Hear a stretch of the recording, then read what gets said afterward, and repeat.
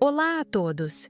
Meu nome é Helena Costa, tenho 72 anos e por quase 50 deles, fui a esposa do Ricardo, o amor da minha vida. Hoje, faz 2 anos que ele se foi. E a casa que construímos juntos, tijolo por tijolo, com risadas e sonhos, agora ecoa um silêncio esmagador. O silêncio mais barulhento que já ouvi. Passei 40 anos como diretora da Biblioteca Municipal da nossa cidade. Vivi cercada por histórias, por heróis e vilões, por tragédias e triunfos. Nunca imaginei que a minha própria vida se tornaria um enredo tão cruel, um conto de traição que nem o mais sombrio dos escritores ousaria imaginar. Fisicamente, admito, o tempo deixou suas marcas. Meus joelhos rangem como as páginas de um livro antigo e, em dias mais difíceis, uma bengala se torna minha fiel companheira. Mas minha mente continua sendo a minha fortaleza, afiada por uma vida inteira entre os livros, entre a lógica e a poesia. Ela é tudo o que me restou de intacto. E foi essa mente que eles subestimaram. Foi esse o maior erro delas. Quando Ricardo partiu, o mundo perdeu a cor. E no meio desse nevoeiro de saudade, eu me agarrei ao que me restava de mais precioso. Minhas 3 filhas. Silvia, a mais velha, sempre tão prática. Márcia, a do meio, com seu coração que eu acreditava ser doce. E Letícia, a caçula, a minha menina. Elas se uniram ao meu redor, prometendo cuidar de mim, me proteger. Eu, em minha vulnerabilidade, em minha dor cega, vi naquilo um bálsamo, vi amor. Eu pensei que estava sendo cuidada. Mal sabia eu que estava sendo estudada, avaliada, como um imóvel prestes a ser liquidado. Quero contar a minha história não para que sintam pena de mim, mas para que abram os olhos, para que entendam como o amor pode ser usado como a mais afiada das facas, especialmente quando empunhado por quem você mais confia. A solidão é uma terra fértil para sementes venenosas, e eu, em minha dor, deixei que elas fossem plantadas no meu jardim. Eu acreditei que o amor de uma mãe era um porto seguro, uma fortaleza impenetrável. Mas descobri, da forma mais brutal, que para alguns, esse amor é apenas uma porta destrancada, uma oportunidade para saquear tudo o que você tem. Esta não é uma história sobre a fragilidade da velhice. É sobre a terrível descoberta de que os monstros que tememos, às vezes, são aqueles a quem ensinamos a andar, a quem demos a vida.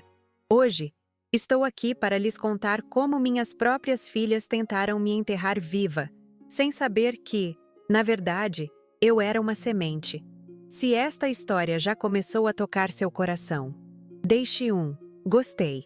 Compartilhe este relato com alguém que precise ouvi-lo e inscreva-se no canal, ativando o sininho para não perder nenhuma de nossas histórias de vida que tocam a alma.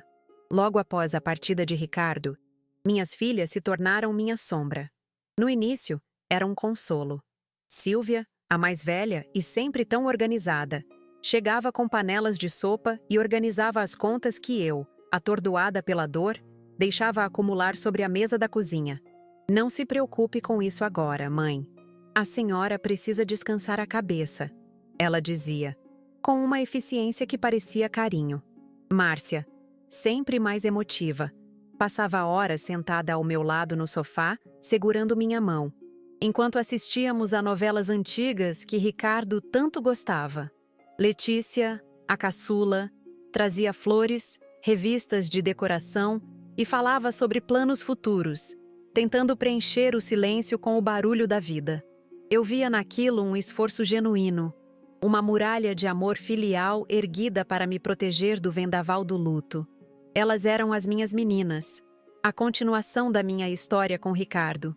Como eu poderia duvidar? Eu me agarrava a essa dedicação como um náufrago se agarra a um pedaço de madeira. Tudo mudou de tom há cerca de 3 meses. Foi numa terça-feira chuvosa.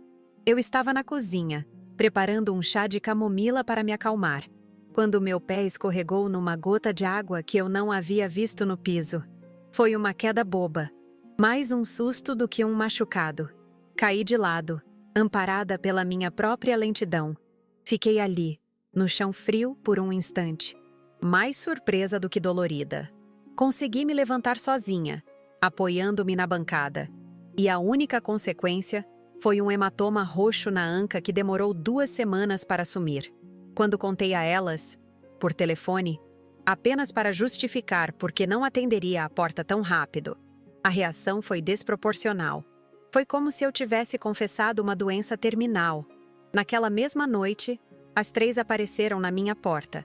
Seus rostos carregavam uma expressão de pânico e reprovação que me fez sentir culpada por ter caído.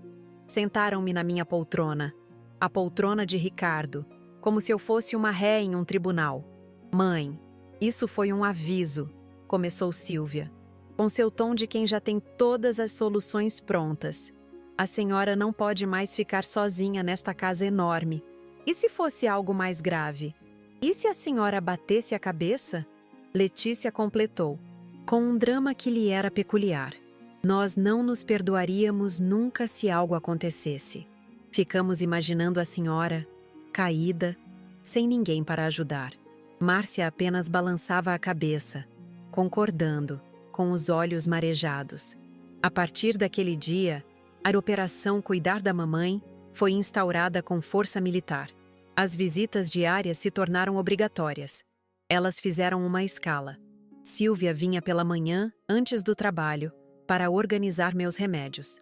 Márcia aparecia na hora do almoço, com marmitas prontas, pois eu as não podia mais me arriscar no fogão.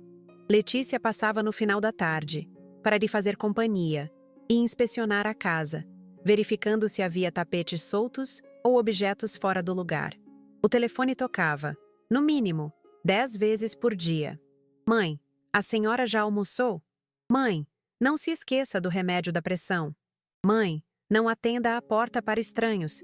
Eu, que dirigi uma biblioteca com 30 funcionários por 4 décadas, que organizei eventos literários para a cidade inteira, de repente era tratada como uma criança incapaz de gerir a própria rotina. O passo seguinte foi assumir o controle das minhas finanças. Começou de forma sutil. "Mãe, essa fila de banco é um absurdo para a senhora. Deixa que eu pago essa conta de luz pelo aplicativo", disse Silvia um dia. Eu concordei. Era realmente mais prático. Logo, ela estava com todos os meus boletos. "É para te poupar, mamãe. A senhora já trabalhou a vida inteira. Agora é hora de ser cuidada." A aposentadoria, que sempre caía na minha conta, passou a ser administrada por elas. Elas me davam um valor semanal, uma mesada, como se eu fosse uma adolescente.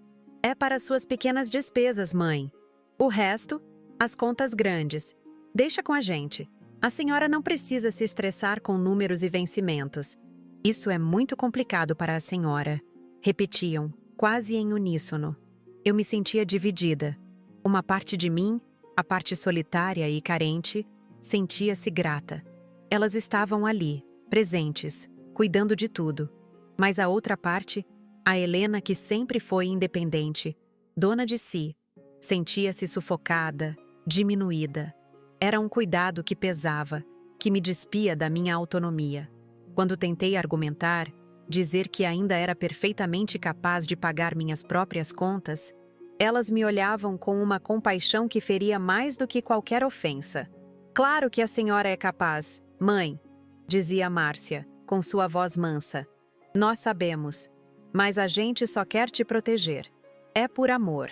É tudo pelo seu bem." E essa frase, "pelo seu bem", tornou-se a justificativa para tudo. Era a chave mágica que trancava qualquer porta para a minha liberdade. E eu, querendo acreditar nesse amor, entreguei a elas a cópia da chave.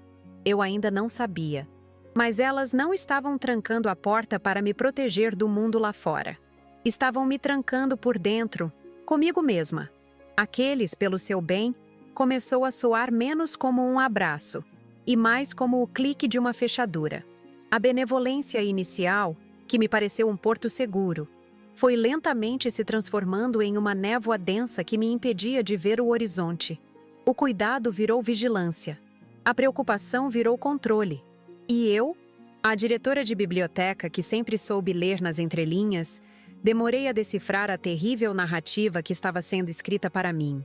O primeiro sinal claro, aquele que furou a bolha da minha negação, veio por causa de uma pequena mesa de canto. Era uma peça de embuia, escura e sólida, que o próprio Ricardo havia entalhado em nosso primeiro ano de casados. Ficava ao lado da minha poltrona, e sobre ela eu mantinha uma foto nossa. Um exemplar de capa dura de 100 anos de solidão e meus óculos de leitura. Para mim, não era um móvel. Era um altar de memórias. Certo dia, cheguei na sala e vi Letícia e Márcia tentando arrastá-la para o corredor. "O que vocês estão fazendo?" perguntei, sentindo um pânico frio subir pela espinha. "Ah, mamãe", disse Letícia, com um sorriso que não alcançava os olhos. "Estamos dando uma modernizada no ambiente. E essa mesa, além de antiga, é um perigo. A senhora pode bater a canela nela, tropeçar à noite. Vamos colocar um abajur de chão aqui, mais seguro. Mas essa mesa está aqui há 50 anos. Eu nunca tropecei nela", respondi, minha voz mais firme do que eu esperava. "Ela foi feita pelo pai de vocês. Ela fica." Márcia interveio, com sua habitual doçura venenosa. "Mãe, a gente entende o valor sentimental, mas a sua segurança é mais importante que qualquer objeto. Não seja teimosa. É pelo seu bem." Naquela hora, Silvia chegou.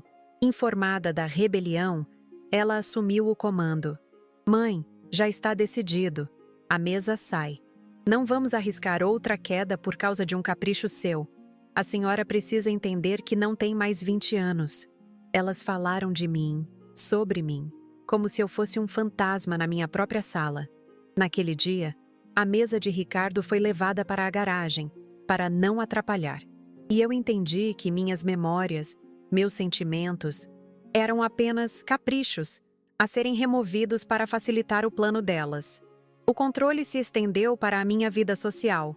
Minhas amigas do Clube do Livro, com quem me encontrava toda a primeira quinta-feira do mês há 30 anos, começaram a receber desculpas.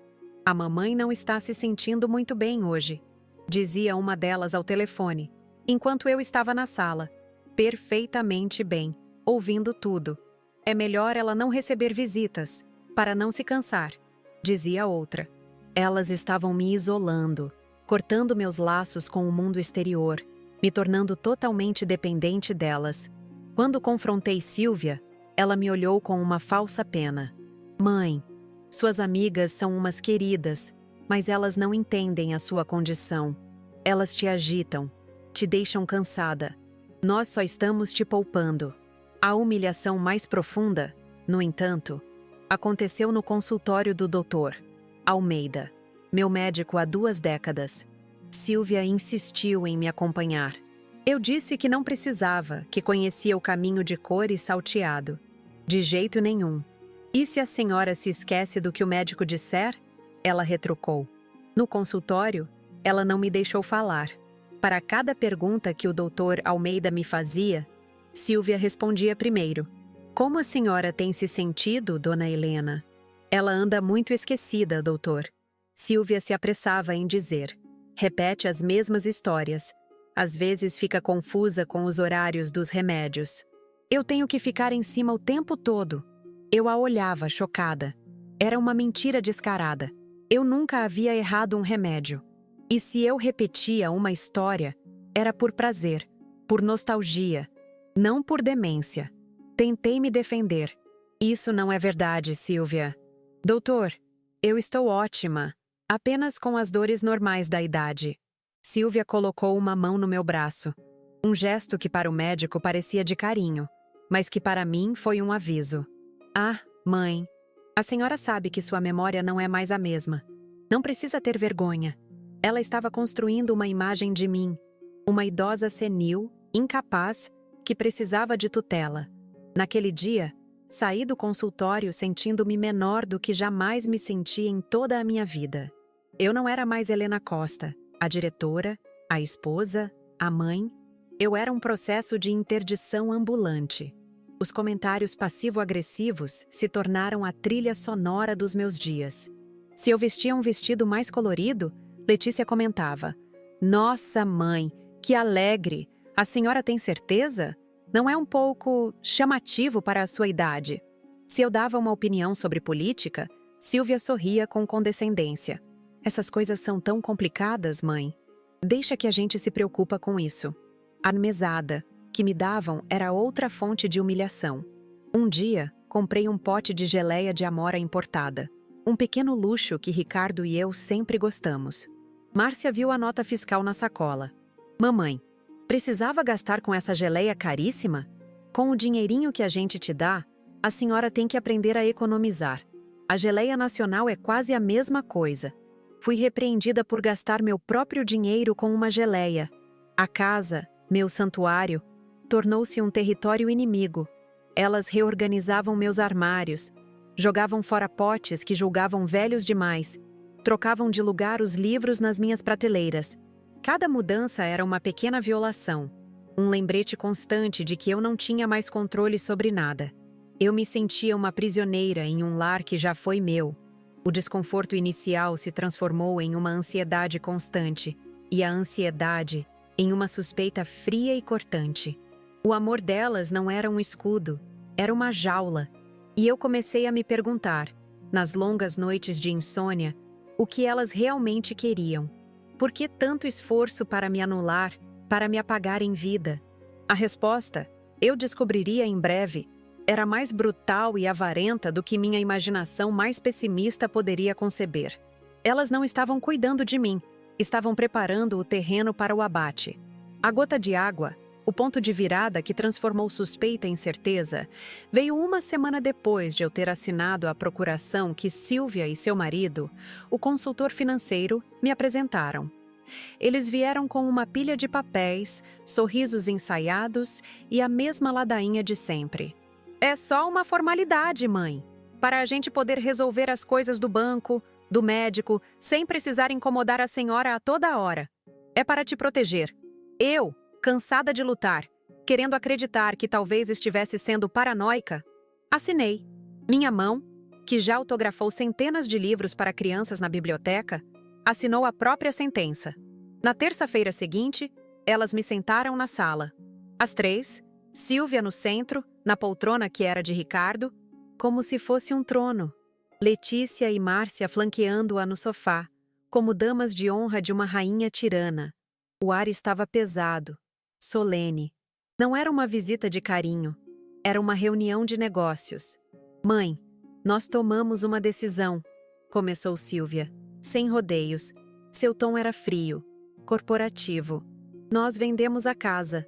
As palavras pairaram no ar, densas, inacreditáveis. Eu olhei para as paredes, para o porta-retratos com a foto do meu casamento, para a marca no tapete onde a mesinha de Ricardo costumava ficar. Venderam a casa? Minha casa? Como assim? Venderam a casa. Vocês não podem fazer isso. Minha voz saiu como um sussurro trêmulo. Claro que podemos, mãe. A senhora nos deu uma procuração. E, francamente, é o melhor a ser feito, continuou Silvia, impassível. Esta casa é grande demais, cara demais para manter. Dá muito trabalho e oferece muitos riscos para a senhora. Letícia.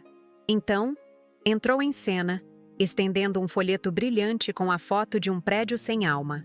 E já encontramos um lugar perfeito para a senhora. Lar Doce Morada. É uma casa de repouso maravilhosa. Tem enfermeiras 24 horas, atividades em grupo. A senhora vai fazer novas amigas. O sorriso em seu rosto era tão falso que chegava a ser grotesco. Eu peguei o folheto. As fotos eram genéricas. Os sorrisos dos idosos eram forçados. Era o lugar mais barato e deprimente que se podia imaginar. Um depósito de gente, disfarçado com um nome açucarado. Elas estavam me expulsando do meu lar, da minha história, para me trancar em uma caixa. Eu não vou, eu disse, a força voltando à minha voz. Esta casa é minha. Foi aqui que eu construí minha vida com o pai de vocês. Mãe, não torne as coisas mais difíceis, disse Márcia, finalmente falando, com os olhos baixos. É pelo seu bem. Aquela frase, aquela maldita frase, agora desprovida de qualquer disfarce de amor, era a justificativa para a crueldade, para a ganância. Eu estava sendo descartada. A noite anterior à minha transferência, Foi o inferno na terra. Elas vieram com caixas de papelão, tratando meus pertences como se fossem lixo a ser triado. Eu me recusei a ajudar. Sentei-me na minha poltrona, a última peça de mobília que ainda não havia sido coberta por um lençol, e fechei os olhos, fingindo um sono exausto. Eu não queria ver aquilo. Não queria ver minha vida sendo empacotada por aquelas abutres. Foi então que eu ouvi. A porta do quarto estava entreaberta, e a voz de Silvia, baixa e metálica ao telefone, cortou o silêncio da casa que morria. Ela falava com o marido. Cada palavra foi um caco de vidro cravado no meu coração. Sim, amor, finalmente, ela disse, com um suspiro de alívio que me revirou o estômago. A casa vai ser vendida semana que vem. Com essa grana e o que a gente tirar dos móveis, já dá para comprar nosso sítio em Petrópolis. A velha já tá com lugar garantido no asilo. Não vai mais ser um problema. A velha, eu era a velha, não a mãe, não Helena. A velha, um problema, um obstáculo. Ela continuou, e eu continuei ouvindo, imóvel, cada músculo do meu corpo petrificado. Márcia e Letícia já estão sonhando com o que vão fazer com a parte delas. Que alívio tirar esse peso das costas. Um peso. Eu era um peso. A mulher que as carregou no ventre, que passou noites em claro quando estavam doentes, que aplaudiu cada pequena conquista, que lhes deu tudo o que tinha, era um peso a ser descartado para que pudessem comprar um sítio em Petrópolis. Naquele instante, algo dentro de mim se partiu e, ao mesmo tempo, se solidificou. A dor foi tão avassaladora, tão física, que eu pensei que fosse morrer ali mesmo, na poltrona. Era uma dor gelada, que não queimava, mas congelava. O luto por Ricardo pareceu uma dor doce perto daquela traição. Ele me foi tirado pela vida. Minhas filhas estavam me enterrando vivas por pura ganância. O amor que eu sentia por elas se desfez em pó, virou cinza. Eu percebi que a mãe delas havia morrido naquele exato momento. Elas não estavam apenas vendendo uma casa. Estavam liquidando a própria mãe como um ativo indesejado. E o silêncio que se seguiu à ligação não era mais o da saudade. Era o silêncio gélido de um campo de batalha, logo após a carnificina. E eu, a única sobrevivente, entendi que a guerra ainda não havia acabado. Estava apenas começando. Eu não sei por quanto tempo fiquei ali, sentada naquela poltrona, no escuro, talvez minutos, talvez uma hora. O tempo perdeu o sentido. Meu corpo estava gelado, petrificado. Eu era uma estátua de dor na minha própria sala de estar. Agora um mausoléu de memórias sendo violado. As palavras de Silvia ecoavam na minha cabeça, não como um grito, mas como um zumbido baixo e constante. O som da podridão. A velha. Um peso. Que alívio. Não era a venda da casa que me destruía. Uma casa é feita de tijolos e cimento.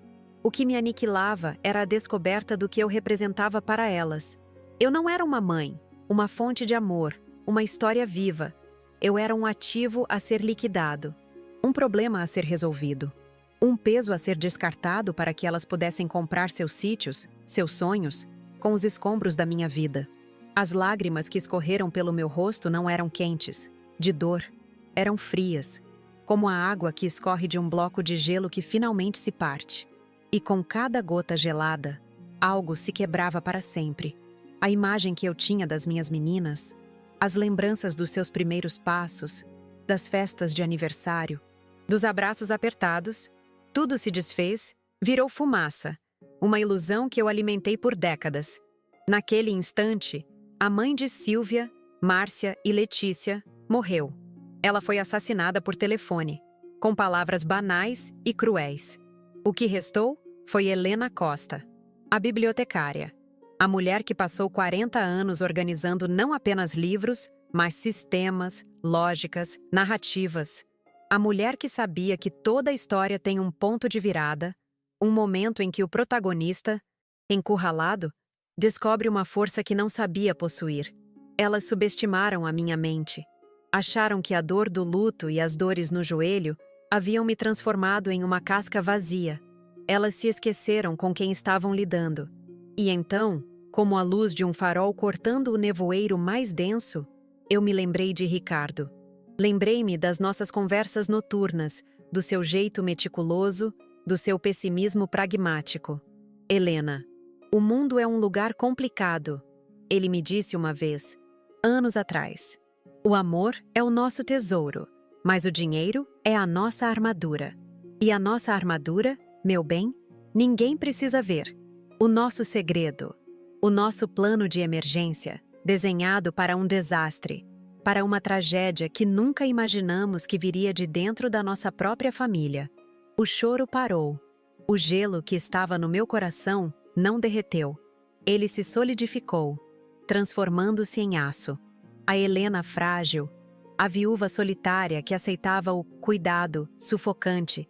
Essa mulher deixou de existir. Em seu lugar, ergueu-se uma estrategista. A dor não desapareceu.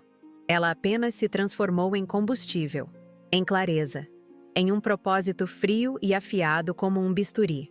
O luto acabou. A era da fragilidade encerrou-se. Elas pensaram que estavam empacotando a vida de uma velha senil. Mal sabiam elas que, na verdade, estavam apenas me dando o tempo necessário para carregar a minha arma. Enquanto a casa mergulhava no silêncio, deixado para trás pela partida das minhas filhas, a estrategista dentro de mim assumiu o comando. A dor não havia ido embora, mas agora estava contida, canalizada para um único propósito. Levantei-me da poltrona sem a ajuda da bengala. Meus joelhos ainda doíam, mas a adrenalina era um analgésico poderoso. Cada passo era deliberado, silencioso. Eu era uma sombra na minha própria casa, movendo-me por um território que conhecia de cor, mas com um objetivo que jamais imaginei ter. Fui até a biblioteca, o coração da casa, o meu santuário.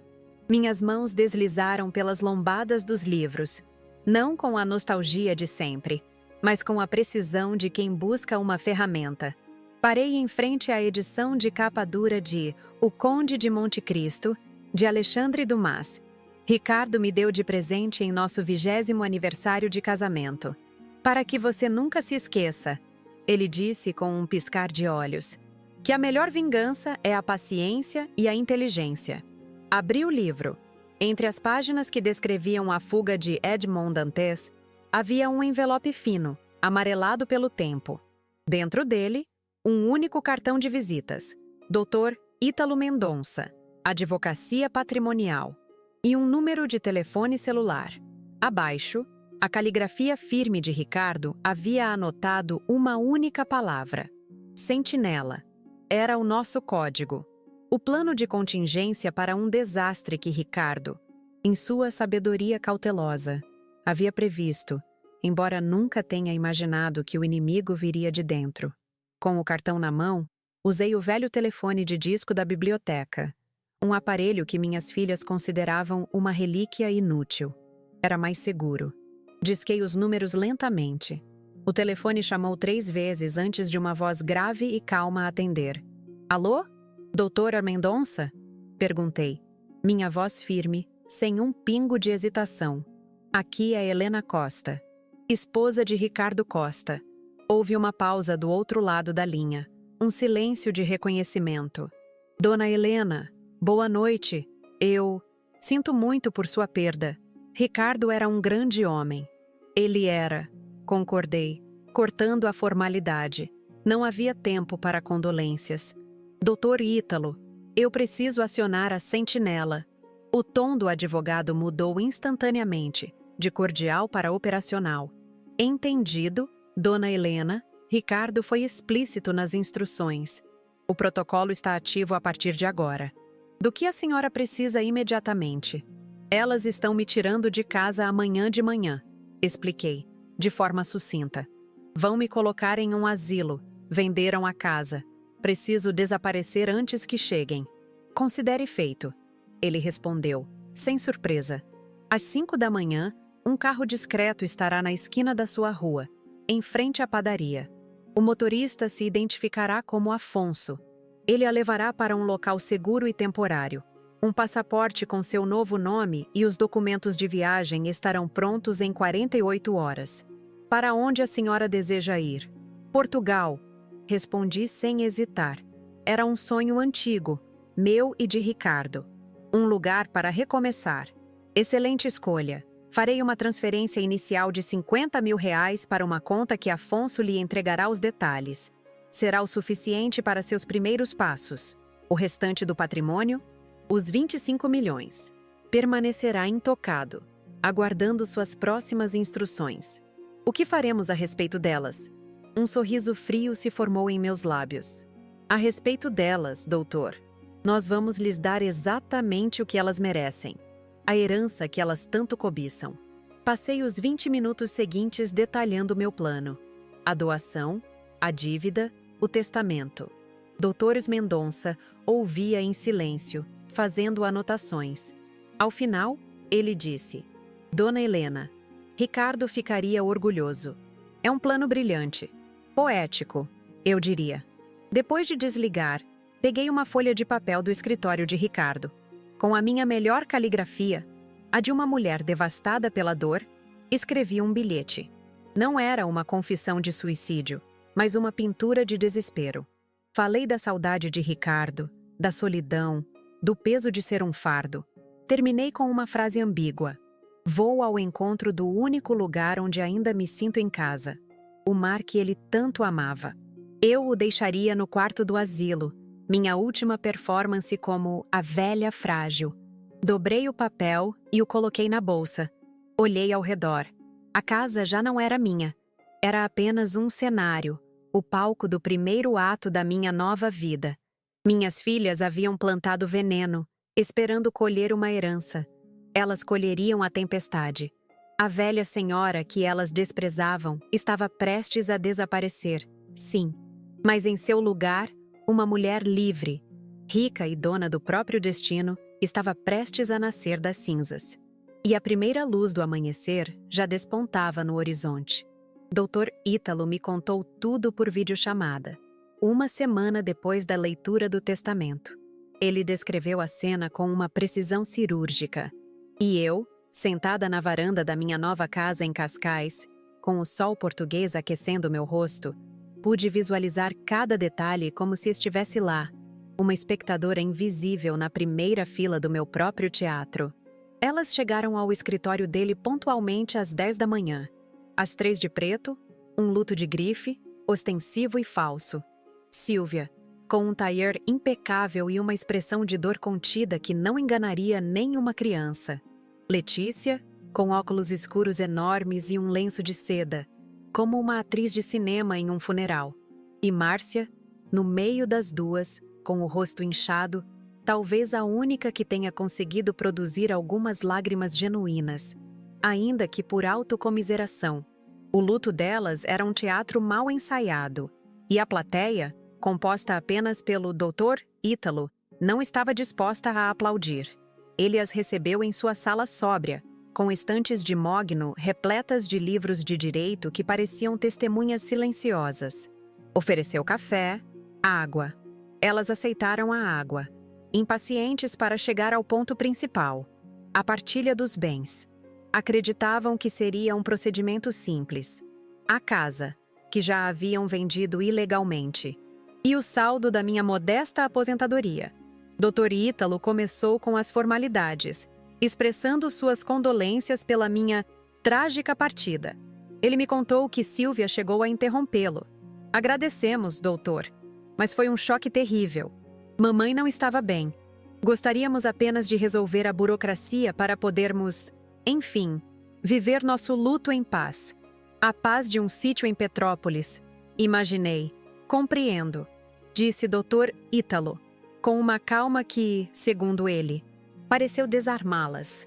Vamos então ao testamento de sua mãe, a senhora Helena Costa, lavrado e assinado há 2 semanas, em plenas faculdades mentais, com 2 testemunhas idôneas.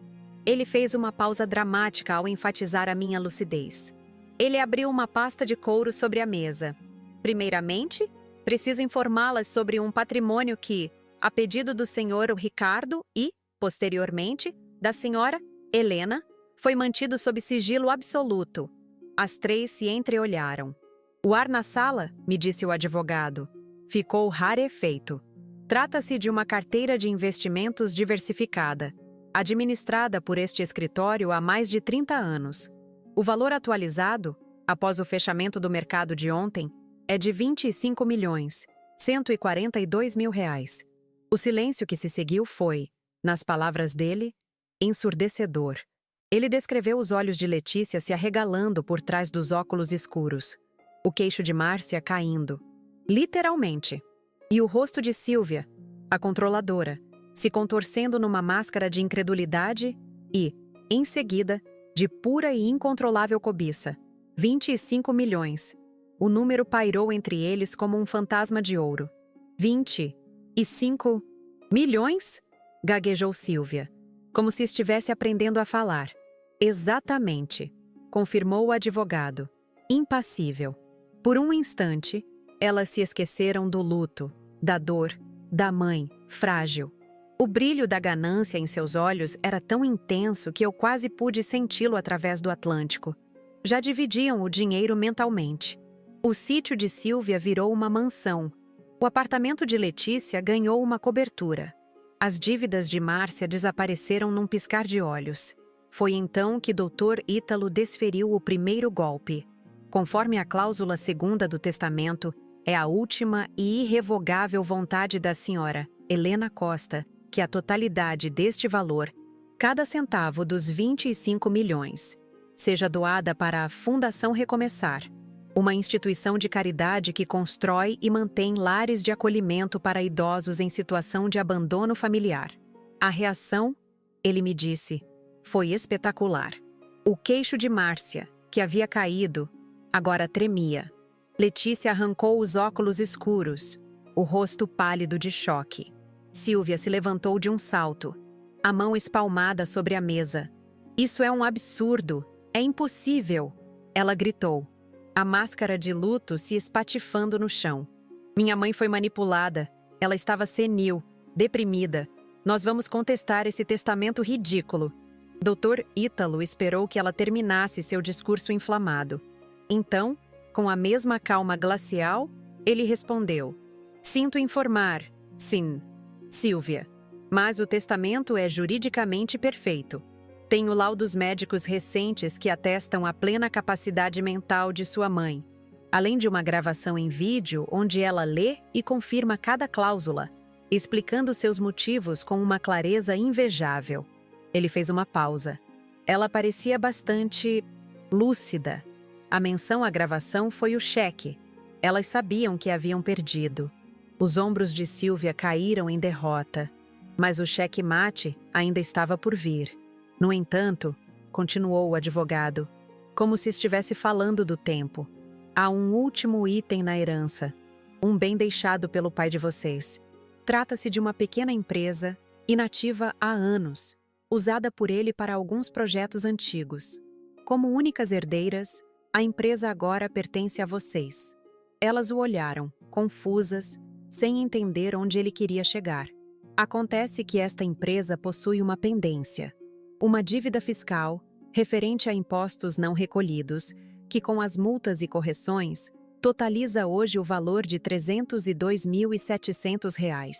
Como novas proprietárias, a responsabilidade legal pelo pagamento é, naturalmente, de vocês. A Receita Federal será notificada da sucessão ainda hoje. O silêncio voltou. Mas desta vez, não era de choque ou cobiça. Era o silêncio da aniquilação. Elas não apenas não herdaram os milhões com que sonharam por um breve e glorioso minuto, como agora eram donas de uma dívida colossal. A venda da minha casa, que elas já deviam ter gasto por antecipação, mal cobriria aquilo.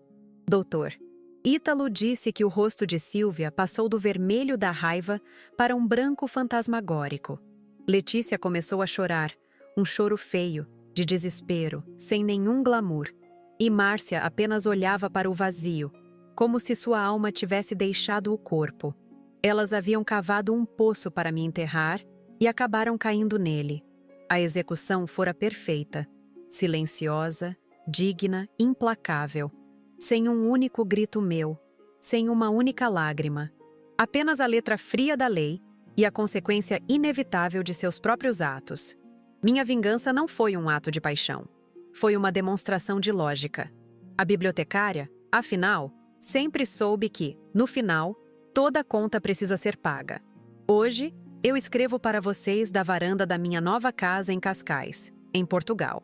O mesmo oceano que, segundo elas, me engoliu.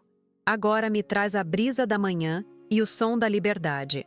Aquela Helena Costa, a viúva frágil, a velha, que era um peso, morreu de fato naquele dia em que ouvi a verdade. Mas das cinzas dela, renasceu Helena, a mulher que é dona do seu tempo, do seu dinheiro e, acima de tudo, do seu destino. Com a fortuna que Ricardo me deixou e que minhas filhas cobiçaram sem saber, eu não comprei luxos vazios. Eu investi em vida. Financiei a construção de 3 novos centros de convivência para idosos no Brasil, lares dignos para aqueles que, como eu, foram descartados. E hoje, minha maior alegria é ser voluntária aqui perto, lendo histórias para almas que, diferente das minhas filhas, ainda sabem ouvir. Quanto a Sílvia, Márcia e Letícia, elas perderam a casa, o dinheiro que nunca tiveram, e agora enfrentam uma dívida que as assombrará por anos. Elas aprenderam, da forma mais amarga, que o verdadeiro valor de uma mãe não se mede em metros quadrados ou saldos bancários, mas em um amor que elas trataram como lixo e perderam para sempre. Eu, por outro lado, encontrei aqui uma nova família, um novo propósito. Minha vingança não foi deixá-las sem nada, foi construir algo belo, forte e duradouro com as pedras que elas me atiraram. Elas tentaram me enterrar, mas se esqueceram que eu era uma semente. ¿Qué te pareció la fuerza de Helena? Deja tu opinión en los comentarios y comparte esta historia con alguien que pueda necesitar un mensaje de esperanza. Que Dios los bendiga a todos.